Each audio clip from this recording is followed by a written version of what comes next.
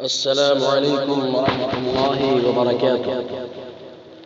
الحمد لله نحمده ونستعينه ونستغفره ونؤمن به ونتوكل عليه ونعوذ بالله من شرور أنفسنا ومن سيئات أعمالنا. من يهده الله فلا مضل له ومن يضلله فلا هادي له.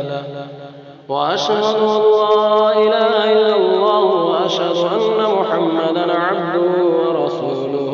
أما بعد فإن خير الحديث كتاب الله وخير الهدي هدي محمد صلى الله عليه وسلم وشر الأمور محدثاتها وكل محدثة بدعة وكل بدعة ضلالة وكل ضلالة في النار.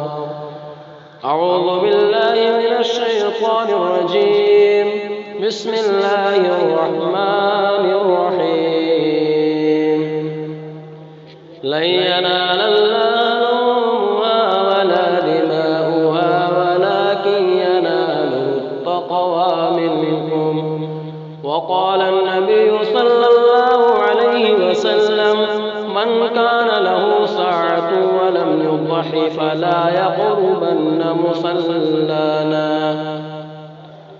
تمام قسم کی تعریف، حمد و ثنا، بڑائی و کبریائی اس ذات وحدہ لا شریک، خالق کائنات، مالک ارض و سما کے لیے زیبا و لائق ہے، جس نے ہم تمام انسانوں کو اس دنیا فانی کے اندر پیدا کیا اور پیدا کرنے کے بعد یوں ہی بیکار، لاچار، بے بس، مجبور نہیں چھوڑ دیا، بلکہ ہماری کامیابی و کامرانی، ہمارے رشد و ہدایت کے لیے، صلاح و فلاح کے لیے کم و بیش 1,24,000 انبیاء کرام کو اس دنیا فانی کے اندر مبعوث فرمایا اور بے شمار درود و سلام کا نزول ہو اس ہستی اقدس و مقدس پر جن کا نام نامی، اسم گرامی آقا مدنی جناب محمد رسول اللہ صلی اللہ علیہ وسلم پر۔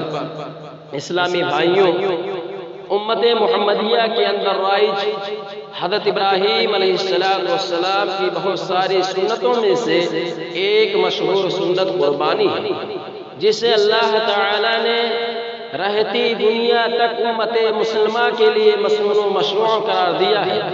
حضرت ابراہیم علیہ السلام ان انبیاء کرام میں سے ہیں جن کے تذکرے سے پورا قرآن بھرا پڑا ہے اور جنہیں اولو العزم من الرسل کی فہرست میں حضرت نوح علیہ السلام، حضرت موسیٰ علیہ السلام، حضرت عیسیٰ علیہ السلام اور نبی کریم جناب محمد رسول اللہ صلی اللہ علیہ وسلم کے ساتھ شامل ہونے کی سعادت حاصل ہے، جن کی قربت الہی کے بارے میں قرآن کا اعلان ہے۔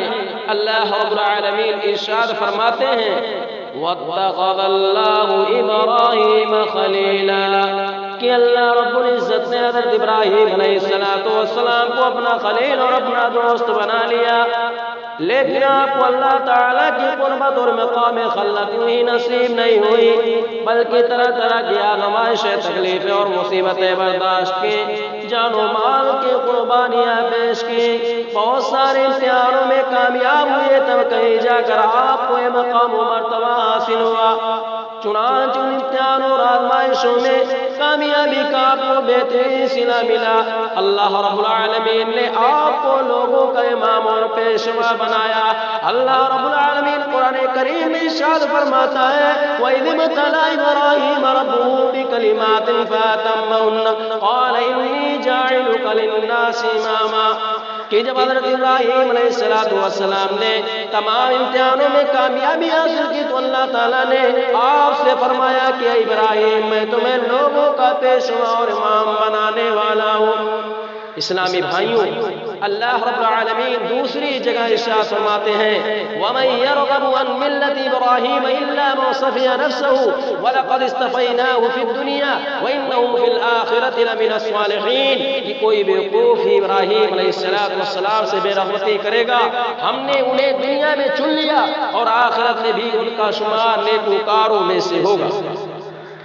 اللہ رب العالمین دوسری جگہ ارشاد فرماتے ہیں قَدْ كَانَتْ لَكُمْ أُسْوَةٌ حَسَنَةٌ فِي إِبْرَاهِيمَ وَالَّذِينَ مَعَهُ کہ ابراہیم اور ان کے ساتھیوں کی حیات مبارکہ تمہارے لیے اسے آدرش و نمونہ ہے۔ چنانچہ اللہ تعالیٰ نے حضرت ابراہیم علیہ السلام کے بہت سارے سنتوں کو امت محمدیہ کے اندر بھی مشروع قرار دیا ہے، مثلا ختنہ، قربانی، رمی جماع اور حج کے اکثر ارکان وغیرہ وغیرہ۔ اسلامی بھائیوں، نیز نمازوں کے اندر تشہد میں ہم جو درود شریف پڑھتے ہیں، اس میں نبی کریم جناب محمد رسول اللہ صلی اللہ علیہ وسلم کے ساتھ ساتھ حضرت ابراہیم علیہ السلام کا بھی تذکرہ ہے اور آپ کے ساتھ ان کے لیے بھی رحمت کی دعا کی جاتی ہے۔ الغرض آپ کی فضیلتیں اور آپ کے مناقب لا تعداد اور بے شمار ہیں۔ ذرا سوچنے والی بات ہے کہ آخر کیا ہے آپ کی زبانیں ہوتا ہے کہ جن کے بارے میں کہا جا رہا ہے، آپ کے حالات زندگی مختصراً آپ کے سامنے بیان کر دیا جائے۔ محترم بزرگوں اور دوستوں، اسلامی بھائیوں، حضرت ابراہیم علیہ السلام ایک بتگر اور صنم پرست و صنم فروش کے گھر پیدا ہوئے۔ بچپن ہی سے باپ کو بت بناتے اور ان کو پوچھتے ہوئے دیکھتے رہے اور ہر باپ کی یہ خواہش ہوتی ہے کہ ان کا لڑکا بڑا ہو کر، ان کا بیٹا بڑا ہو کر ان کے کام میں ان کا ہاتھ بٹائے اور مرنے کے بعد ان کا سچا جانشین بنے۔ یہی آرزو اور تمنا حضرت ابراہیم علیہ السلام کے والد آدر کی بھی تھی، لیکن اس کے برعکس جب حضرت ابراہیم علیہ السلام اپنے ہاتھ سے بنائے ہوئے بتوں کے سامنے لوگوں کو مادہ ٹیکتے ہوئے دیکھتے تو انہیں بڑا تعجب ہوتا کہ آخر یہ کیسے معبود ہیں جو چل پھر نہیں سکتے، کھا پی نہیں سکتے، کھانا ان کے سامنے رکھا ہوا ہے جسے مکھیاں اور کتے کھا رہے ہیں، ان کے اندر تو ان مکھیوں اور کتوں تک بھگانے کی طاقت نہیں، آخر یہ دوسروں کو کیا نفع و نقصان پہنچائیں گے جن کے پاس خود اپنی ذات کے اوپر آنے والی مصیبتوں کو دور کرنے کی طاقت نہیں، یہ ہرگز معبود نہیں ہو سکتے۔ انہی باتوں کی نصیحت حضرت ابراہیم علیہ السلام نے اپنے والد آدم سے کی اور انہیں بہت سمجھایا یا ابت لما تعبد ما لا يسمع ولا يبصر ولا يغني عنك شيئا، اے ابا جان آخر آپ ان بتوں کی عبادت کیوں کرتے ہیں؟ آخر آپ ان بتوں کی عبادت کیوں کرتے ہیں جو نہ سن سکتے ہیں، نہ دیکھ سکتے ہیں، اور اگر آپ کسی مصیبت میں ہو تو نہ آپ اس مصیبت سے چھٹکارا دلا سکتے ہیں۔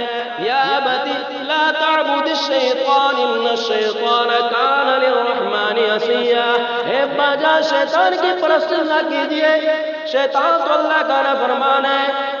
ان باتوں اور نصیحتوں کا آپ کے والد آدم پر کچھ اثر نہ ہوا، الٹے آپ کو سختی سے ڈانٹ دیا۔ فراغب انت عن آلہتی یا ابراہیم لئن لم تنتہی لارجمنک واہجرنی ملیا، اے ابراہیم کیا تو مجھے اپنے معبودوں سے پھیرنا چاہتا ہے؟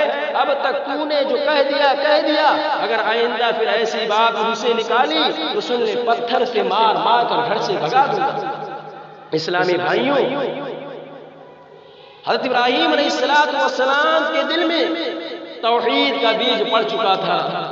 بھلا ایک موحدان گیدڑ بھمیکیوں سے کہاں ڈرنے والا فوراً جواب دیا سلام علیک ساستغفر لک ربی انہ کان بی حفیا۔ ابو جان خدا حافظ، آپ کو بھگانے کی ضرورت نہیں، میں خود ہی آپ کے معبودوں کو چھوڑ کر جا رہا ہوں، لیکن آپ میرے والد، آپ نے میری پرورش کیا ہے، میں اللہ رب العزت سے آپ کی مغفرت اور بخشش کے لیے دعا کرتا رہوں گا۔ اسلامی بھائیوں، اب حضرت ابراہیم علیہ السلام لوگوں میں موضوع گفتگو بنتے جا رہے ہیں، ایک موحد اور بتوں کے مخالف کے طور پر آپ کی پہچان بن رہی ہے اور آپ کا عقیدہ لوگوں میں انی وجہت وجہی للذی فطر السماوات والارض حنیفا وما انا من المشرکین کے طور پر مشہور ہونے لگا ہے۔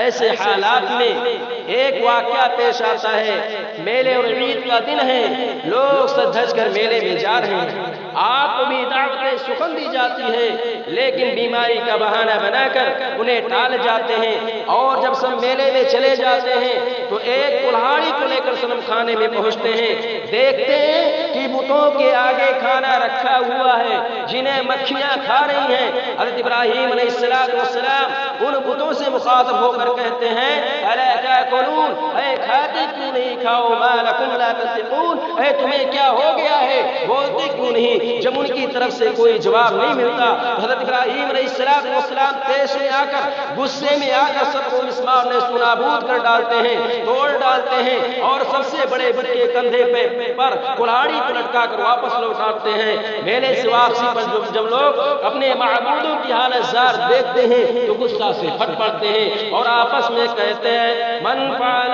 هذا بآلهتنا، کس کی ہمت ہوئی ہمارے معبودوں کے ساتھ یا یہ نازیبا حرکت کرنے کی؟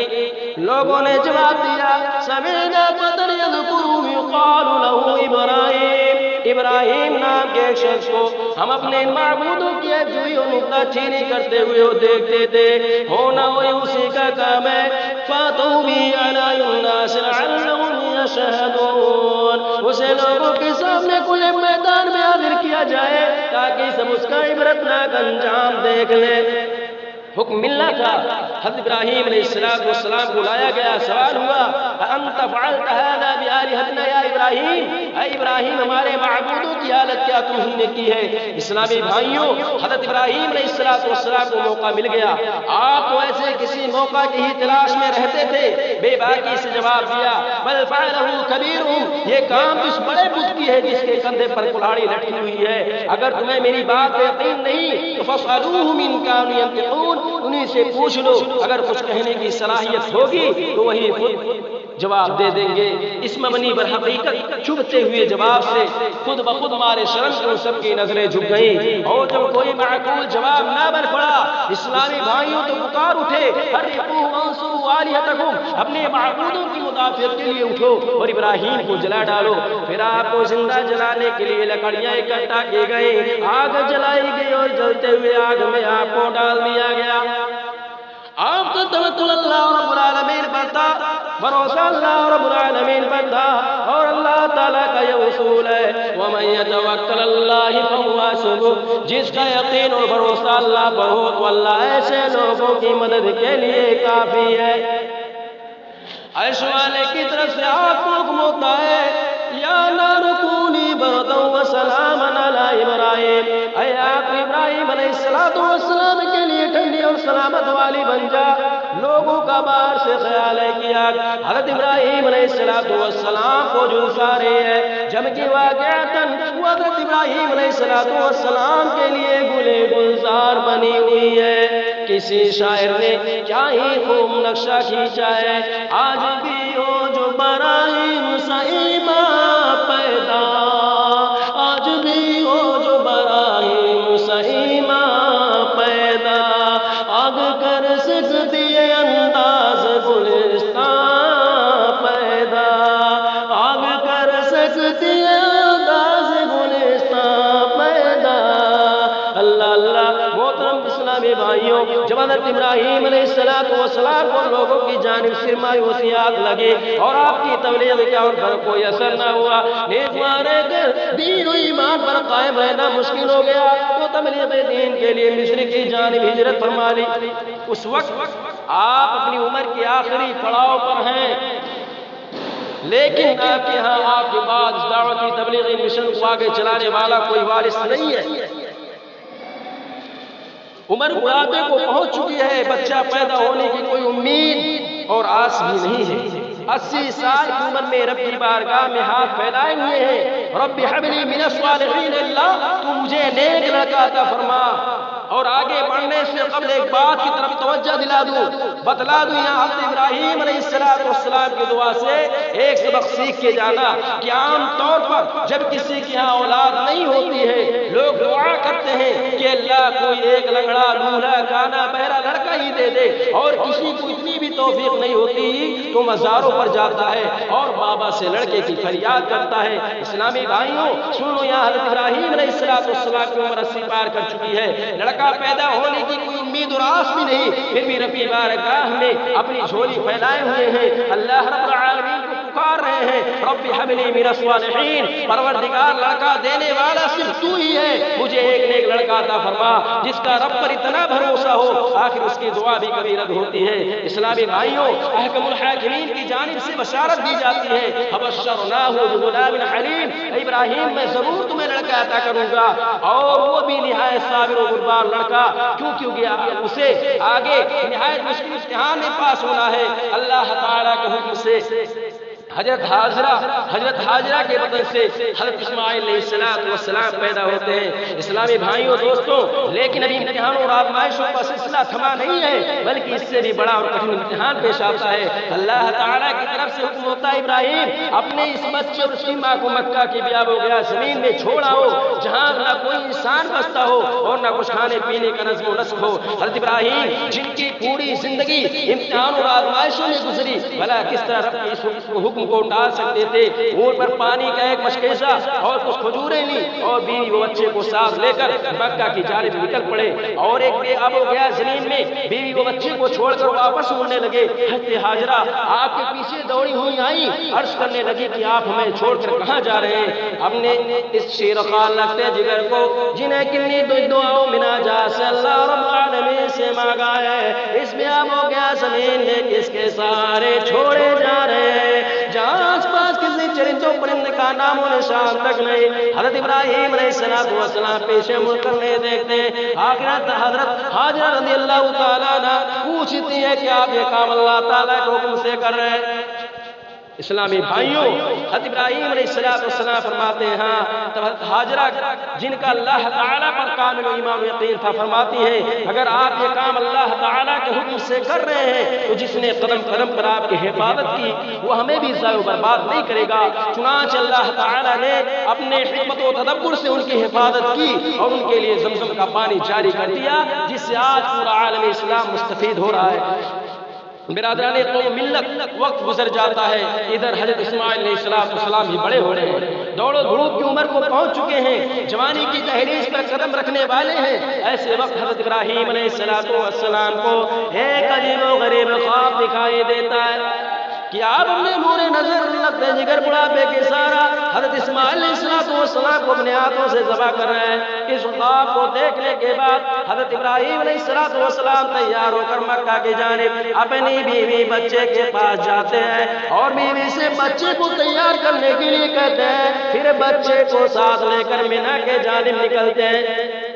ایسے حالات میں شیطان اپنے مکر و فریب کا جال بچھاتا ہے کہ کسی طرح حضرت ابراہیم علیہ السلام کو اس اطاعت و فرما برداری سے روک دیا جائے۔ چنانچہ سب سے پہلے حضرت حاجرہ کے پاس جاتا ہے اور پوچھتا ہے کہ ابراہیم بچے کو لے کر کہاں گئے؟ حضرت حاجرہ جواب دیتی ہے کہ کہیں یہ سیر و تفریح کے لیے گئے ہوں گے۔ شیطان بہکاتا نہیں، سیر و تفریح کے لیے نہیں، بلکہ ابراہیم بچے کو اللہ تعالیٰ کے حکم سے ذبح کرنے کے لیے جا رہے ہیں۔ اسلامی بھائیوں، حضرت حاجرہ جواب دیتی ہیں کہ اگر یہ اللہ کا حکم ہوا تو وہ ضرور اسے پورا کریں گے، اور پھر شیطان کو ساتھ کنکریاں مارتی ہیں۔ شیطان یہاں سے ناکام ہو کر حضرت اسماعیل علیہ السلام کے پاس پہنچتا ہے اور انہیں بہکانے کی کوشش کرتا ہے کہ پتہ ہے تمہیں تمہارا باپ کہاں لے جا رہے ہیں؟ اپنے گمان کے مطابق اللہ کے حکم سے وہ تمہیں ذبح کرنے کے لیے جا رہے ہیں۔ حضرت اسماعیل علیہ السلام جواب دیتے ہیں کہ اگر یہ اللہ کا حکم ہوا تو انہیں ضرور بجا لانا چاہیے، اور انہیں ساتھ کنکریاں مارتے یہاں سے بھی ناکام ہو کر آخر میں حضرت ابراہیم علیہ السلام کے پاس پہنچتا ہے اور انہیں بہکانے کی کوشش کرتا ہے کہ ابراہیم کیا کرنے جا رہے ہو؟ بھلا کوئی باپ بھی اللہ کے حکم سے اپنے بیٹے کو ایسے قتل کرتا ہے؟ ابھی بھی وقت رک جاؤ۔ حضرت ابراہیم علیہ السلام سمجھ جاتے ہیں، معلوم ہو جاتا ہے کہ یہ شیطان مردود ہے، بس اسے دھتکارتے ہیں اور ساتھ کنکریاں مارتے ہیں۔ اللہ تعالیٰ کو ماں باپ اور بیٹے کا یہ عمل اتنا پسند آیا کہ قیامت تک کے لیے حاجیوں پر اس عمل کو ضروری قرار دے دیا۔ آج بھی حاجیوں کو رمیز مار کرنی پڑتی ہے۔ اسلامی بھائیوں، اب حضرت ابراہیم علیہ السلام وہ حضرت اسماعیل علیہ السلام مینا کے میدان میں پہنچ چکے ہیں۔ پوری دنیا حیران کیا ہونے جا رہا ہے۔ حضرت ابراہیم علیہ والسلام اپنے لقد جگر و نور نظر کو خواب کا واقعہ کہہ سناتے ہیں یا بنی انی ارا بالمنام انی اذبحک فانظر ماذا تری، بیٹے میں نے خواب دیکھا ہے کہ میں تمہیں ذبح کر رہا ہوں، اچھی طرح سوچو اس میں تمہاری کیا رائے ہے۔ حضرت اسماعیل علیہ السلام کو جنہیں اللہ تعالیٰ نے غلام حلیم کا خطاب عطا کیا اچھی طرح معلوم تھا کہ میرے والد نبی ہیں اور نبی کا خواب سچا اور وہی ہوتا ہے، نہایت بردباری اور اطمینان سے جواب دیا یا ابت افعل ما تؤمر ستجدنی انشاء اللہ من الصابرین۔ ابا جان میری کیا رائے پوچھتے ہیں، آپ کو اپنے رب کی طرف سے جو ملا ہے فوراً اس کو بجا لائیے، اور جہاں تک میری بات ہے انشاءاللہ مجھے صابر پائیں گے۔ حضرت ابراہیم بیٹے کے جواب سے نہایت خوش ہوئے اور انہیں دعائیں دی کہ تو میرے کام میں میرا کتنا بڑا معاون ہے۔ پھر حضرت اسماعیل علیہ السلام نے کہا ابا جان آپ میرے ہاتھ پیر اچھی طرح باندھ دیجئے، ایسا نہ ہو کہ ذبح کے وقت میں تڑپوں اور آپ کو ہاتھ پیر لگ جائے جس سے بھی ادبی ہو۔ حضرت ابراہیم علیہ السلام نے بیٹے کے ہاتھ پیر باندھنے کے بعد اپنی آنکھوں پر بھی پٹی باندھ لی کہ کہیں ایسا نہ ہو کہ ذبح کرتے وقت نظر پڑ جائے اور بیٹے کی محبت جاگ اٹھے، اسلامی بھائیوں جس سے ذبح نہ کر سکوں اور حکم خداوندی کی تعمیل نہ ہو سکے۔ جب باپ بیٹے پوری طرح تیار ہو چکے تو حضرت ابراہیم علیہ السلام نے بیٹے کے گردن پر چھری رکھ دی۔ ایک عجیب سا منظر تھا جسے دنیا نے آج سے پہلے کبھی تصور بھی نہ کیا تھا کہ کوئی باپ اللہ کی محبت میں اتنی بڑی قربانی بھی پیش کر سکتا ہے۔ اللہ تعالیٰ کو امتحان منسوخ تھا، حضرت اسماعیل علیہ السلام کی جان مطلوب نہ تھی۔ جب ذبح سے فارغ ہوئے تو دیکھتے حضرت اسماعیل علیہ السلام پاس کھڑے ہیں اور ان کی جگہ ایک دمبا ذبح پڑا ہوا ہے۔ قرآن کا بیان ہے، اللہ تعالیٰ کی طرف سے آواز آتی ہے وَنَادَيْنَاهُ أَن يَا إِبْرَاهِيمَ قَدْ صَدَّقْتَ الرُّؤْيَا إِنَّا كَذَلِكَ نَجْزِي الْمُحْسِنِينَ۔ اے ابراہیم تو نے اپنے خواب کو سچ کر دکھایا، ہم اپنے نیک بندوں کو اسی طرح بدلہ دیتے ہیں۔ إِنَّ هَذَا لَهُوَ الْبَلَاءُ الْمُبِينُ، یہ تو کھلا ہوا واضح امتحان تھا جس میں تو نے بحسن خوبی کامیابی حاصل کی۔ وَفَدَيْنَاهُ بِذِبْحٍ عَظِيمٍ، اور ہم نے ایک بڑا ذریعہ حضرت اسماعیل علیہ السلام کے بدلے دے دیا۔ وَتَرَكْنَا عَلَيْهِ فِي الْآخِرِينَ، اور ہم تمہاری اس قربانی سے اس قدر خوش ہوئے ہیں کہ اسے قیامت تک امت مسلمہ کے اندر باقی رکھنے کا اعلان کرتے ہیں۔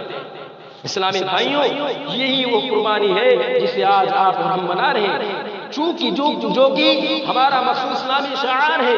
آج ہم سے بیٹے کی قربانی مطلوب نہیں بلکہ جانور کی قربانی کو اللہ تعالیٰ نے ہمارے اوپر مسنون قرار دیا ہے، لیکن اس قربانی کا اصل مقصد اللہ تعالیٰ کے نزدیک تقوی و پرہیزگاری ہے۔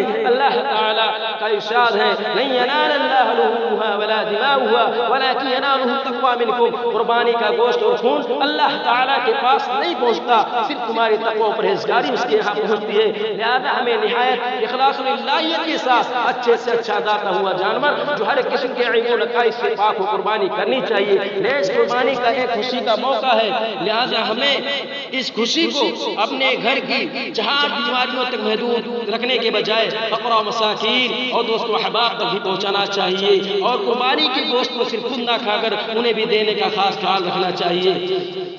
جب قربانی کا گوشت ہو جائے تو اس میں سے خود کھاؤ، دوست و احباب کو جو تمہارے سامنے ہاتھ نہیں پھیلاتے انہیں کھلاؤ، اور تنگ دست فقیروں کو بھی۔ لہذا ہمیں ان امور کی طرف خصوصی توجہ دینی چاہیے۔ اللہ رب العالمین ہماری اس قربانی کو قبول فرمائے، آمین یا رب العالمین۔